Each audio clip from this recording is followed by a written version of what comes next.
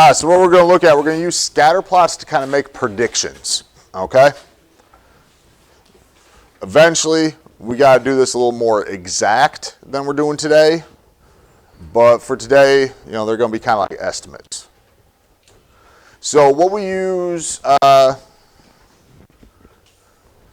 make these predictions is, you know, like if we have a linear relationship, y'all remember that's when the dots are going in a straight line. If you have a linear relationship, we can use what's called a trend line. The trend line just kind of follows the pattern, okay? It's like if you take the dots and we're drawing a line in it. Sometimes you'll see that called a trend line, like I was just saying. A lot of times on problems, you'll see it called the line of best fit. All right, so line of best fit, trend line, they mean the same thing. Basically what we're doing is if we have a graph like this, I don't know what this is for. Let's say it's for shipping packages. The heavier a package, the more it costs to ship it, right? And that would make sense. That's generally how that works. So, isn't that the same thing with suitcases? Mm-hmm. Like if it's over. Yeah, a lot of things like if you're shipping it or doing certain things with it, there's like prices connected to the weight and all that. All right, so if I have this, if I want to draw a trend line for it, what I don't want to do is I don't want to do that. Why do you think that wouldn't work? Where are all the dots? Well, under them, right? They're below them. So that wouldn't work. Why wouldn't that work? Pretty much all the dots are above. Basically what we're shooting for, what we're going for on this is you want something pretty close to something like that. Okay? Are some of them on the line? Yeah. Do we need any of them on the line for a good trend line? No. You don't need any of them to be on the line for a good trend line. What you want is pretty much about half of them above and half of them below. We're going for the middle. We're splitting like in two, okay? And that makes it like at least a pretty good way to estimate things, all right? And what we can do is, if let's say we want to get an estimate for a 50-pound package. All right, so the weight's down here on the x-axis. If I go from 50, I just kind of go up to my trend line, and then we kind of come over. So is my trend line going to be exactly right on how much it costs? No, but it gives us, like I said, a good estimate. It's a little bit under 80. And my lines might not have been exactly straight or anything like that, but it tells you about how much it would cost. Everybody kind of see how that works? Or if it costs, let's say it costs $120 to ship a package. Well, you can do it the other way. $120 to ship the package. We go over till we get to the trend line. That's right there. I come down. That's about an 80-pound package. Everybody kind of follow? But it all comes from doing that basic line.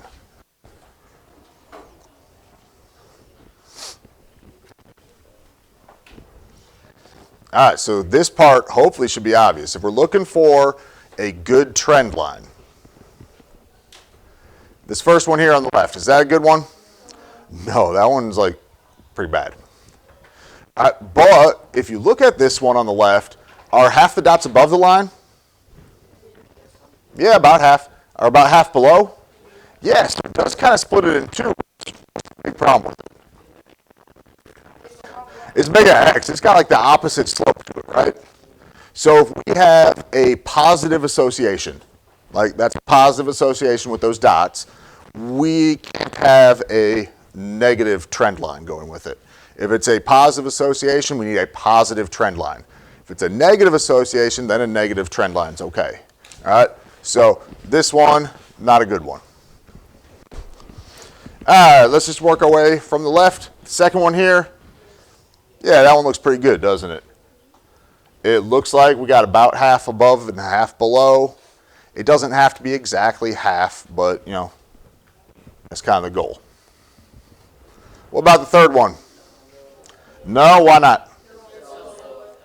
Yeah, most of the dots are below, so we do have a negative association with a negative line, but since most of the dots are below, that's not going to work. Last one? No, why not? Yeah, most of the dots are above. Same idea. We got a positive association, positive trend line. It just ain't matching up.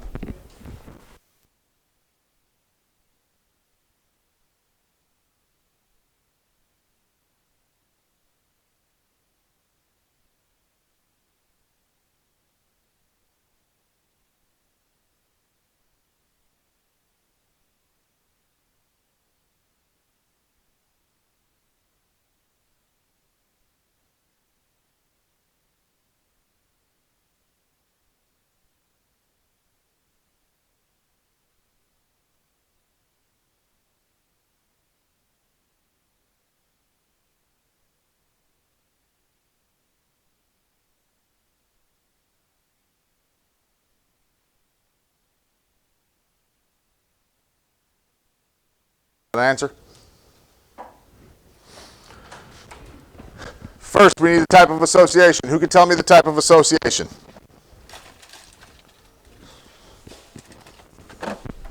Huh? Positive and what else?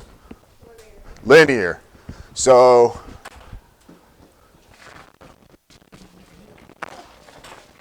whoops. Oh, that's the other thing I forgot to mention, or I kind of mentioned it, but put emphasis on. We need linear associations for these trend lines to work for 8th grade math, okay? When you get higher up levels, we can do them with like curved lines and stuff, but for 8th grade math, we need a linear association to do this. All right, who thinks they can tell me the value when x equals 10? What would be the y value?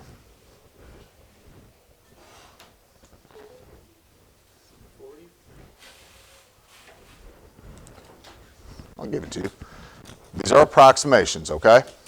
So we're not going to get exact answers today. If I kind of split this, I'm coming out this way. That trend line looks okay, right?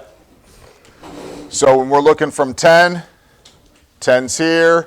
If I'm going up to where I meet it, I'm meeting 10 right there. I come across. It's something in the 40 range, right? 40 to 45. That'd be a pretty good guess. All right? This is the kind of stuff some people who are usually pretty good at math don't really like because it's not getting exact answers. Some of y'all that are good with reading sometimes like these a little bit better because it's like, you know, the which one's best kind of thing. All right, so we got another positive linear association.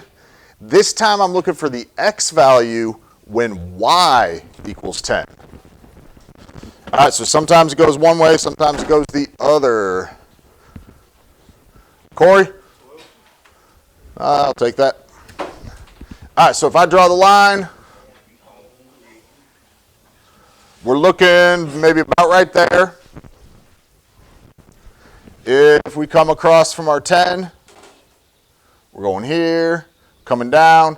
In the case of my line, I'm going right at 10. I could see you going anywhere from like basically the 8 to 12 range working on this. You know, probably more so 10, 11, 12 would be a good answer there. Any questions on that? I said, we're just worried about approximations for right now. We'll get to some harder stuff. All right, so this graph I took was showing the weights of baby, I think it was polar bears. So we got two questions there. I need to find the weight of a 9-month polar bear. Nevaeh, how much would a 9-month polar bear weigh? No. Aubrey? Yeah, probably about 90. So I put a line here. We're looking for a 9-month-old. We're coming up there. We're looking somewhere upper 80s to low 90s, somewhere in that range. All right, so then we need how old a 50 pounder will be. This one's a little easier now that I got the line up there, right? Connor? Yeah, about 5 months old. So if we're coming in from the 50, we're looking there right around the 5 months. Okay? Anybody have any questions on this? Yeah. How was it 5? All right, so we were looking for the age of a 50-pound bear, so we started at 50 pounds. When we come in, I mean, it meets the graph maybe about right here, more so. Whoops. So if I came down from like where exactly it met, we're talking maybe like 5 to 5.5 range kind of thing. Okay? So, like I said, we're not worried about exact. Tomorrow, we're going to start getting the exact equations, and then you got to use those exact equations to get a more exact estimate when we get to that, okay?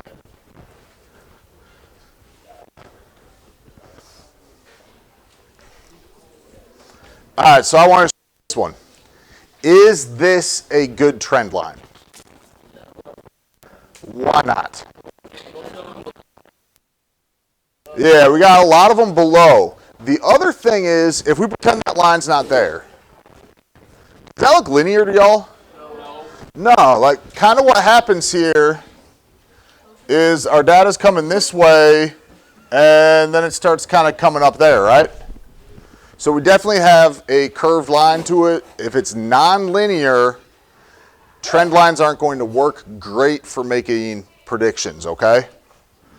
Like I said, we'll do stuff like that, probably math 1, math 2 kind of stuff. But 8th grade math, we're just going to focus on the linear ones, okay?